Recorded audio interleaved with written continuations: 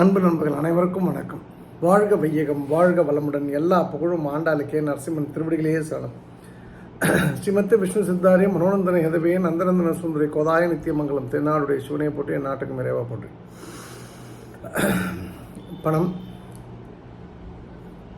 4.0.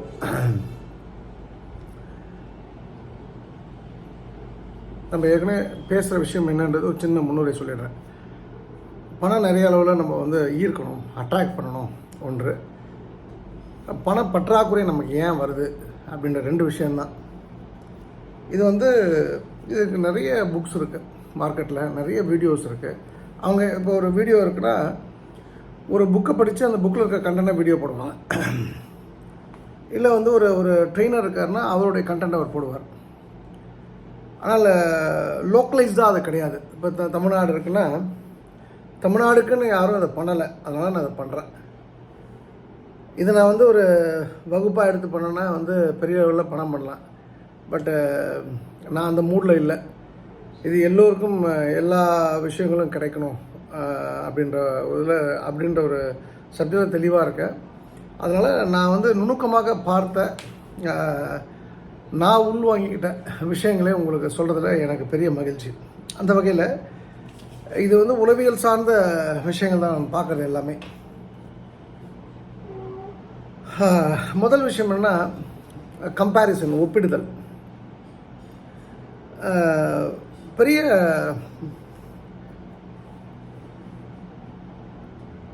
நல்ல வாழ்க்கை, பெரிய வாழ்க்கை, செல்வ செழிப்பான வாழ்க்கை வாழ்கிறவங்க பார்த்திங்கன்னா அவங்க ஒப்பிட மாட்டாங்க, கம்பேர் பண்ண மாட்டாங்க. இப்போ நம்ம வீட்டில் கூட பார்க்கலாம். அந்த பக்கத்து வீடு பையன் உங்களோட தானே படிக்கிறான், ஒரே கிளாஸ் தானே, அவன் என்ன மார்க் எடுத்துருக்கான், நீ என்ன மார்க் எடுத்துருக்க, அவன் கதையை விடலாம். நம்ம பிள்ளை ஏன் மார்க் எடுக்கலன்னு பார்க்கணும், எப்படி மார்க் எடுக்க வைக்கணும்னு நம்ம பார்க்கணும். அப்போ இது போல் ஒப்பிடுதல் ஒரு ஒரு சீசன்டு ஒரு பிஸ்னஸ் மேன்ட்ட, சீசன்டு ஒரு மல்டி மில்லியனர் பில்லியனர்கிட்ட இருக்காது. அவங்க ஒரு போட்டியாளர் அப்படின்ற ஒரு விஷயம் இருக்குன்னா போட்டியாளரை பற்றி ஒரு டேட்டா கேதர் பண்ணி அதை நம்ம எப்படி முறியடிக்கணும்னு பார்ப்பாங்களோடைய எந்த காலகட்டத்திலையும் ஒப்பிட மாட்டாங்க. நானும் அவனும் ஒன்றா தான் பண்ணுறோம், ஆனால் அவன் நல்லா இருக்கான், நான் நல்லா இல்லை அப்படின்லாம் ஒப்பிட்டு இருக்காது. ஸோ இது நீங்கள் தெளிவாக புரிஞ்சுங்க ரெண்டுத்துக்குள்ள டிஃப்ரென்ஸை. இரண்டாவது விஷயம், ஒருவர் ரொம்ப ஆர்வமாக ஒரு விஷயத்தை சொல்வார். உதாரணத்துக்கு, நான் ராமேஸ்வரம் போயிருந்தேங்க, சூப்பராக இருந்துங்க, நான் அந்த கடையில் சாப்பிட்டேங்க. உடனே அப்படி ஒருத்தர் விஷயம் சொல்கிறார் அப்படின்னு சொன்னால் உடனே நம்பால் என்ன பண்ணுவாங்கன்னா, நம்மளுடைய பொதுவான இந்த பற்றாக்குறை மனநிலை உள்ளவங்களாம் என்ன பண்ணுவாங்கன்னா, அப்படியா ராமேஸ்வரம், ஐயோ என்கிட்ட சொல்லியிருக்கலாமே, அங்கே சூப்பர் ஹோட்டல் இருக்க, நான் சொல்லியிருப்பேனே, ஐயோ இதை விட அது சூப்பராக இருக்குமாங்க அப்படின்னு ஒரு விஷயத்த சொல்லுவாங்க. ராமேஸ்வரம் போனவன் போயிட்டு சாப்பிட்டு வந்தவன் கதை முடிஞ்சு போச்சு. இப்போ அவனுக்கு இதை விட நல்ல ஹோட்டல்னு சொல்லிவிட்டு அவனுடைய பயணத்தை சீர்குலைக்கக்கூடிய விஷயம். அவன் போயிட்டு வந்த பயணத்தில் அவர் மகிழ்ச்சியாக இருப்பான், ஐயோ நல்லா இருந்தது, சிறப்பாக இருந்தது அப்படின்னு சொல்கிற இடத்துல இல்லை நீ ஒரு டொக்கு ஹோட்டலுக்கு போயிட்டு வந்திருக்க அப்படின்னு ஒரு விஷயத்தை எஸ்டாப்ளிஷ் பண்ணுற ஆட்கள் நிறைய பேர் உண்டு.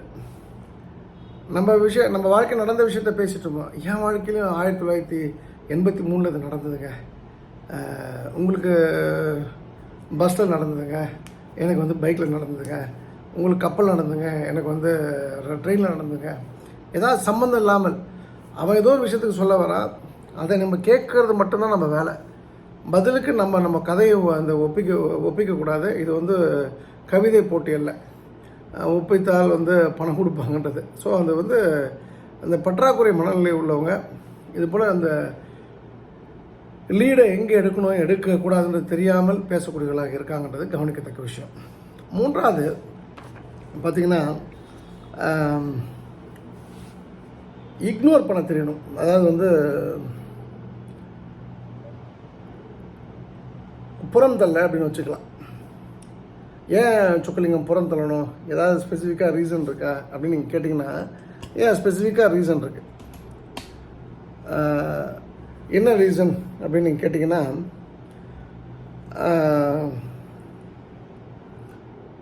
இப்போது உங்கள் தெரிஞ்ச பையன் ஒருத்தன் பைக்கில் போகிறான், வேகமாக போகிறான். 2 வாட்டி சொல்லிட்டீங்க வேகமாக போகாதடா விபத்து நடக்கும்னு சொல்லிட்டு. உங்களுக்கு ஆசை வந்து விபத்து நடக்கணும் இல்லை, அதை மீறி 3வது வாட்டி விபத்து நடந்துருச்சு.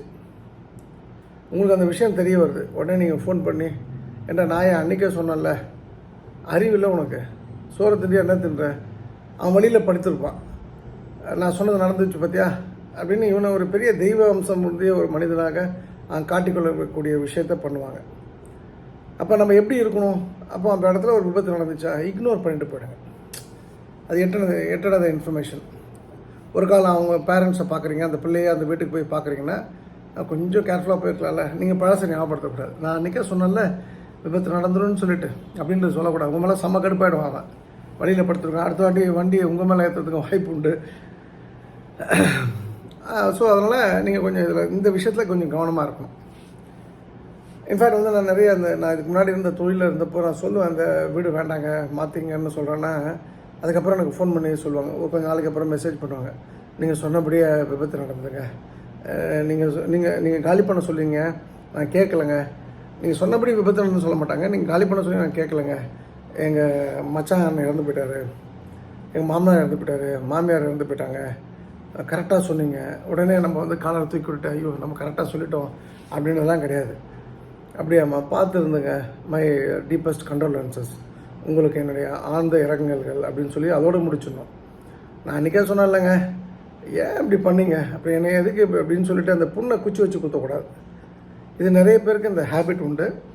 ஸோ பண சிந்தனை வரணும் அப்படின்னு சொன்னால் இந்த இக்னோர் பண்ணுற விஷயத்தையும் நம்ம 2 வந்து குத்தி காட்டாமல் இருக்கக்கூடிய விஷயத்தையும் நீங்கள் கற்றுக்கொள்ள வேண்டும். அடுத்ததாக ரொம்ப முக்கியமான விஷயம், இதுவும் வந்து ஒரு பவர்ஃபுல்லான message. Action equal to reaction. எல்லா வினைக்கும் எதிர்வினை உண்டு. Newton's law. Every action has an equal and opposite reaction. இந்த விதியை மட்டும் நீங்கள் மறந்துடாதீங்க. நிறைய விதிகள் உண்டு, நம்ம சயின்ஸு ஃபிசிக்ஸு கெமிஸ்ட்ரி எல்லாத்துலேயும் படிச்சிருப்போம் விதிகள்னு சொல்லிட்டு எல்லாத்தையும் ஓரமாக வச்சுருங்க. Every action as an equal and opposite reaction. இந்த விதி தான் நம்ம வாழ்க்கையில் டே 1லேருந்து டே லாஸ்ட் வரைக்கும் நம்ம கூட ட்ராவல் பண்ணக்கூடிய ஒரே விதி. இந்த விதியை வந்து நிறைய பேர் இக்னோர் பண்ணிடுறோம், அதுதான் ப்ராப்ளம். நான் உதாரணத்துக்கு ஏன் நான் வந்து இந்த உதாரணங்களை நான் சொல்கிறேன்னா, உங்களுக்கு இந்த விஷயத்தை நீங்கள் மறக்க மாட்டீங்க, நீங்கள் கேட்ச் பண்ணிப்பீங்க.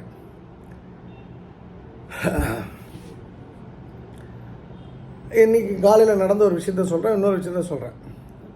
என் ரொம்ப நெருக்கமான நண்பர், இன்றைக்கி நெருக்கம் தான், முன்னாடியே நெருக்கம் தான். சரி, அவருடைய சில குணாதிசயங்கள், சில புறம் பேச்சுக்களால், சில பழக்க வழக்கங்களால் அவர் என் கூட ட்ராவல் பண்ணல. இல்லைனா என் கூடயே தான் இருப்பார், என் கூட தான் படுத்திருப்பார். பணத்தோட அருமை தெரியாதால் இப்போ கோடீஸ்வரர், இன்றைக்கும் கோடீஸ்வரர் தான். ஆனால் இன்றைக்கி பணத்துக்கு கஷ்டப்படுறார். சொத்துலாம் ஏகப்பட்ட சொத்து இருக்கும் அவருக்கு. என்ன சொல்கிறாருன்னா, சொக்கு நேற்று டாக்டர் முரளிதரன்ட்ட போனேன். இது முரளிதரன் யாருன்னா இஎன்டி பெரிய டாக்டர், சென்னையில் இந்திராநகரில் இருக்கார். உனக்கு கேன்சர் வந்து ஸ்டார்டிங் ஸ்டேஜ் அப்படின்னாராம். உடனே நீ தான் வந்து பான் பராக் நிறுத்திட்டிய அப்படின்னு சொல்லி கேட்டேன் நான். 3 வருஷம் ஆச்சு. ஆமாம் 3 வருஷம் ஆச்சு, ஆனால் இப்போ அன்ஸ் போடுறேன். அதாவது சாராயத்தை நிறுத்திட்டேன்னா, இல்லை இப்போ நான் ஒயின் ஷாப்பில் தான் நீ வந்து பிராந்தி குடிக்கிறதுல இல்லை நான் பிராந்தி விட்டுட்டேன், இப்போ விஸ்கி குடிக்கிறேன்ற மாதிரி தான் அது. சரி ஓகே, நீ உனக்கு ஒரு ஹாப்பினஸ், உனக்கு இப்போ நீ செத்து போய்டுவோன்னு கன்ஃபார்மாக தெரியும், நல்லா இருக்கிறது நல்லா என்ஜாய் பண்ணேன்னா. அப்போ நானும் சிரிச்சுட்டு பேசினேன், அவனும் சிரிச்சுட்டு பேசினான். இப்போ இந்த இடத்துல அவர் வந்து ஒரு புகையிலையே சுவைக்கிறார். புகையிலை வந்து அவருக்கு ரொம்ப ஒரு போதையை கொடுக்குது. அதுக்கு எதிர்வினை வந்து கேன்சர்ன்ற விஷயம் வருகின்றது. இது வருத்தத்துக்குரிய விஷயம். 2வது வந்து இன்னொரு கதை சொல்கிறேன். ஒரு முன்னாள் அதிமுக எம்எல்ஏ, என்னோடய வயசில் சின்னவர், ஒரு பெரிய மனிதர். இவரை வந்து ஒரு பர்டிகுலர் மனிதர்கிட்ட இன்ட்ரடியூஸ் பண்ண சொல்கிறாங்க. அப்போ அந்த அம்மா ஜெயலலிதா அம்மா லைவாக இருக்காங்கன்னா அவங்க கவர்மெண்ட்டில் இருக்காங்க. நானும் ஒரு வெள்ளந்தியாக இன்ட்ரடியூஸ் பண்ணேன்.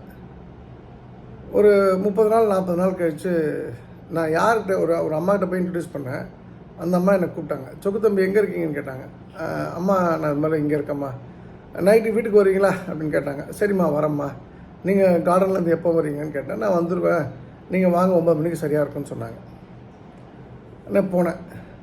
என்னை பார்த்து, என்ன சொக்கு தம்பி நீங்கள் பெரிய இடத்து பையன், நீங்கள் வந்து நல்லா படித்த பையன், உங்களை பெரிய அறிவாளி நினச்சேன், நீங்கள் என்ன இப்படி சின்ன பையனாக ஒரு வேலை பண்ணிட்டீங்களே. எனக்கு ஒன்றும் புரியல. அம்மா நான் ஏதோ தப்பு பண்ணிட்டேம்மா, எனக்கு ஒரு உடம்புல வெள்ளத்து போயிடுச்சு. என்னம்மான்னு, நீங்கள் அந்த கூட்டு வந்து சேர்த்திங்களே, அந்த கூட்டு வந்து என்னை இன்ட்ரடியூஸ் பண்ணிங்களே, அந்த அவர் சொல்லி அந்த நாய் என்ன பண்ணான்னு தெரியுமா, என்கிட்ட சொல்கிறான் முந்தானத்து,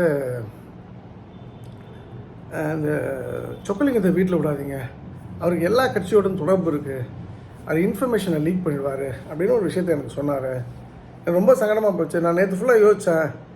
ஏன்னா நம்ம சொந்த தம்பி, அவங்க என்னோட 2 வயசு பெரியவங்க. நான் படித்த காலேஜ் தான் அவங்க வந்து எனக்கு 2 வருஷம் முன்னாடி வேறு ஒரு டிபார்ட்மெண்ட் படித்தாங்க. என் மேலே ரொம்ப அஃபெக்ஷனேட்டான ஆள். அப்போ இறந்து போயிட்டாங்க அந்த அம்மா கோவிடில்.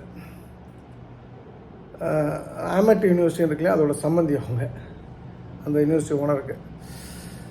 அப்போது நான் சொன்னேன்,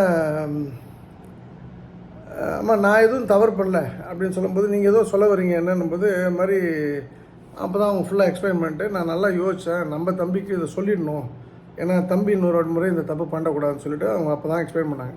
நீங்கள் எங்களை இன்ட்ரடியூஸ் பண்ண ஆள் வந்து அது மாதிரி உங்களை எல்லாரும் கூட இங்கே தொடர்புக்கிறதால உங்களை வச்சுட்டு எதுவும் பேசக்கூடாதுன்னு சொல்லியிருக்காரு அப்படின்னு சொல்லி சொன்னார். அம்மா நான் உடனே இப்படி தலை குடிச்சு சிரித்தேன். இது எனக்கு தேவைதாம்மா அப்படின்னு சொல்லி சொன்னேன். எனக்கு தெரியும் தம்பி, நீங்கள் எந்த அளவுக்கு கான்ஃபிடென்ஷியல்னு சொல்கிறது, கான்ஃபிடென்ஷியலிட்டிக்கு வந்து மறுபேர் நீங்கள் தான். ஆனால் வந்து இவனை போன்ற ஆட்கள்லாம் லைஃப்பில் மேலே வரக்கூடாது. நான் வந்து எப்படி இருந்தாலும் அவனுக்கு நான் ரெக்கமெண்ட் பண்ண மாட்டேன் எம்எல்ஏக்கெல்லாம். ஸோ நீங்கள் கவலைப்படாதீங்க, நீங்கள் எனக்கு எப்போவுமே நீங்கள் தான் வேணும் தம்பி. அவங்க வீட்டுக்காரர் இருந்தார், அந்த அம்மாவும் இருந்தாங்க. அந்தளவுக்கு ஒரு அஃபெக்ஷனேட்டான ஆன்சர். அதுக்கப்புறம் நான் வந்து மேக்ஸிமம் வந்து நான் வந்து அதுக்கப்புறம் அவரை பார்க்கல. இன்ஃபேக்ட் வந்து என் குணம் எப்படின்னா, எனக்கு ஒரு ஆளை தெரியும்னா யாராவது கேட்குறாங்கன்னா எங்கள் ஆளை இன்ட்ரடியூஸ் பண்ணுறது என்ன இருக்குது, தாராளமாக பண்ணிவிடுவேன். அதுக்கப்புறம் அவங்களாச்சு இவங்களாச்சு, நான் அவங்கள பற்றி எதுவும் பேச போகல. நான் போய்ட்டு இன்ட்ரடியூஸ் பண்ண எனக்கு பணம் கொடுன்னு கேட்க போகல. இதனால இவங்க பல 100 கோடி சம்பாதிச்சு நமக்கு என்ன கமிஷனாக கொடுக்க போகிறாங்க. எனக்கு தெரிஞ்சது எல்லாருக்கும் தெரியணும் அப்படின்றதுல நான் ரொம்ப தெளிவாக இருக்கக்கூடிய ஆள். அந்த பர்டிகுலர் எக்ஸ்எம்எல்ஏ வந்து அதுக்கப்புறம் நான் பார்க்கல, அந்த எம்எல்ஏ இருந்தது நான் பார்க்கல. என்ன பியூட்டினா, காலம் வந்து எப்படி வேலை செஞ்சதுன்னா, ஒரு டைமுக்கு அப்புறம் அவர் என்னுடைய அலுவலகம் தேடி என்னை நேராக சந்தித்து ஒரு சால்வை போடக்கூடிய ஒரு வாய்ப்பு அவருக்கு கடவுள் கொடுத்தாங்க. உண்மை அதுதான். நான் எந்த விதத்துலையும் முகம் காமிக்கலை, பழைய சம்பவத்தை ஞாபகப்படுத்தலை. நீங்கள் தான் சொல்லணும் எனக்கு இந்த இடத்துல, ஏன்னா நான் இப்போ சொல்கிற இடத்துல இருக்கேன், நான் நிச்சயமாக சொல்கிறேன் அப்படின்னு சொல்லிட்டு, நான் கெட்டதும் சொல்ல நல்லதும் சொல்ல போகிறல. ஏன்னா ஒரு கன்னத்தை அரைந்தால் இன்னொரு கன்னத்தை காட்டினா அது இயேசுநாதர் ஒன்றை காட்டலாம் நம்மளால் முடியாது. ஏன்னா பழுத்து போயிருக்கு கண்ணம் அப்படின்னு சொல்லிட்டு அவரை நான் வழி அனுப்பிச்சி வச்சுட்டேன். அதாவது 2 சம்பவங்கள், ஒன்று கேன்சர், இன்னொன்று வந்து இன்ட்ரடக்ஷன், அதனால் பாதிப்பு அப்படின்ற 2 சம்பவங்கள் தான். இந்த 2 சம்பவங்கள்லையும் முதல் சம்பவத்தை பொறுத்த வரைக்கும் தன் உடம்பு கெடும் அப்படின்னு தெரிஞ்சும் ஒரு விஷயத்தை ஒருத்தன் பண்ணுறான் அப்படின்னு சொன்னால், அவனால் எத்தனை கோடி பணம் சம்பாதிச்சாலும் அந்த பணம் அவனுக்கும் அவன் குடும்பத்துக்கும் உதவாது. ஏன்னா தன் உடம்பையே பார்த்துக்க ஒரு தகுதி இல்லாதவனுக்கு வந்து பணம் வந்து பெரிய லெவலில் கை கொடுக்க போகிறல. பணத்துக்கும் உடம்புக்கும் சம்மந்தம் இருக்குன்னா சம்மந்தம் இருக்குது. நம்பர் 2, நீங்கள் வந்து உங்களுக்கு ஏற்றி விட்ட ஏனியை உதைக்கிறீங்க, அதே வந்து வெட்டி விறகாக்கி சாப்பாடு சமைக்கிறதுக்கு யூஸ் பண்ணுறீங்க அப்படின்னு சொன்னால் உங்களுக்கு சோறு இல்லாமல் போகும்ன்றது வந்து 2வது விஷயத்துடைய கருத்து. நீங்கள் ஏணி எங்கெல்லாம் எட்டி உதைக்கிறீங்களோ அங்கெல்லாம் நீங்கள் சங்கடப்படுவீங்க. இதில் என்னென்னா, அந்த பர்டிகுலர் மனிதர் பார்த்திங்கன்னா ஏணி எட்டி வச்சது மட்டும் இல்லாமல் அவருடைய அரசியல் வாழ்க்கையும் சூன்யமாகிடுச்சு. அவ்வளோதான். அவர் நல்லா வந்திருக்க வேண்டிய ஆள். அவருடைய குணாதிசயங்களால் தனக்கு மட்டும் தெரியும், தான் மட்டும்தான் புத்திசாலி, தான் மட்டும்தான் அறிவாளி அப்படின்னு நினைக்கிற அந்த புத்தியால் அவர் நல்லிஃபைடு அண்ட் வாய்டு, அவ்வளோதான், முடிஞ்சு போச்சு. அப்போ இந்த இடத்துல நான் அவரை பழி வாங்கன்னு நினைக்கல. எனக்கு வருத்தம் இருந்தது, இந்த ஆள் இப்படி பண்ணிட்டானு சொல்லிட்டு. Every action has an equal and opposite ஆக்ஷனாக அந்த ஆக்ஷன் வந்து எந்த இடத்துல ரியாக்ட் பண்ணணுன்றது பிரபஞ்சத்துக்கு தெரிஞ்சிருக்கு. அதனால் எதாக இருந்தாலும் பிரபஞ்சத்துடைய கையில் விட்டுருங்க. அது என்ன நடக்குமோ அது நடக்கும். இதுதான் உண்மை.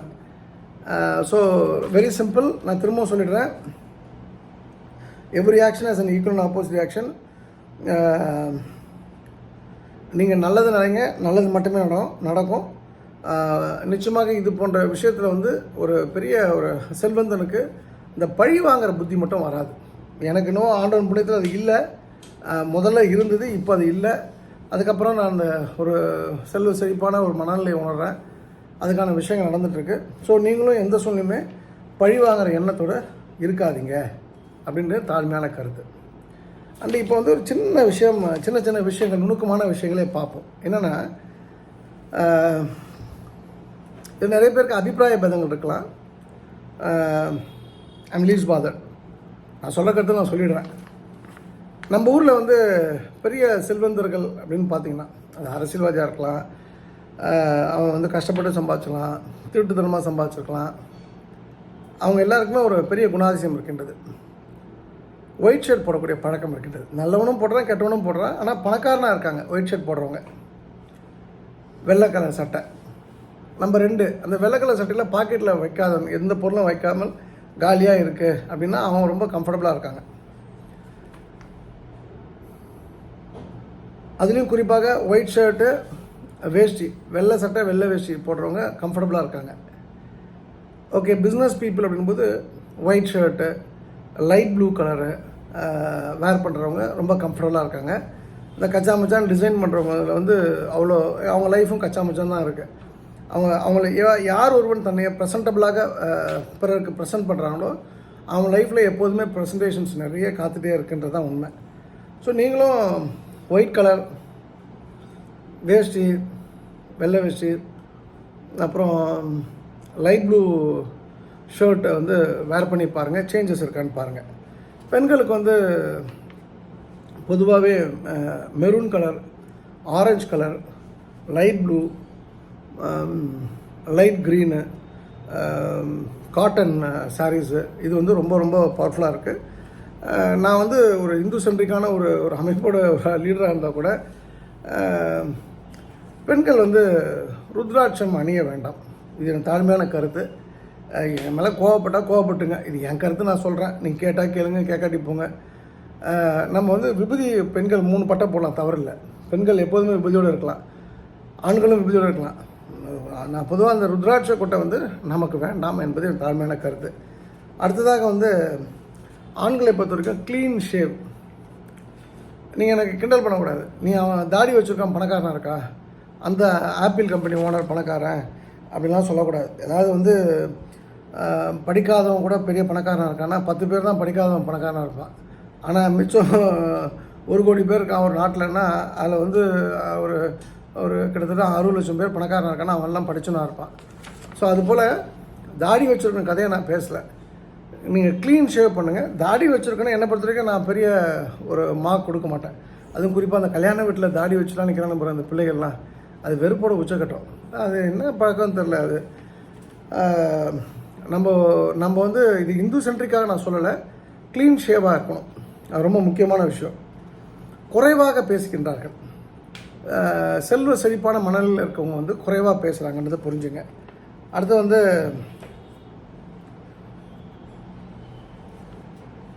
அவங்களுடைய டேபிள் எல்லாம் ரொம்ப க்ளீனாக இருக்குது.